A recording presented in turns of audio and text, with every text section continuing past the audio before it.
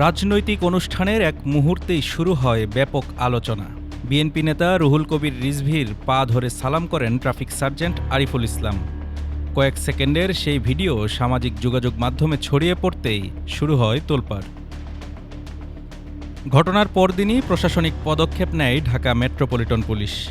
শুক্রবার বিকেলে অফিস আদেশে সার্জেন্ট আরিফুল ইসলামকে ক্লোজড করে ডিএমপির সদর দপ্তরে সংযুক্ত করা হয়।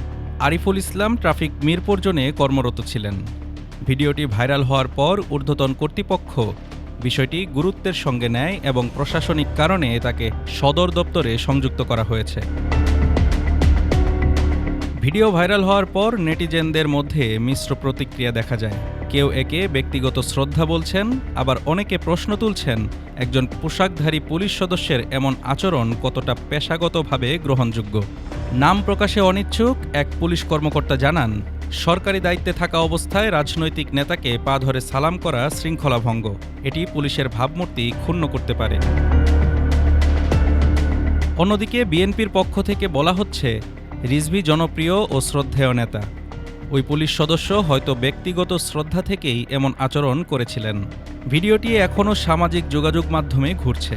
প্রশাসনিক পদক্ষেপ নিলেও ঘটনাটি ঘিরে প্রশ্ন থেকেই যাচ্ছে, একজন সরকারি কর্মচারীর ব্যক্তিগত শ্রদ্ধা প্রকাশের সীমা ঠিক কোথায়?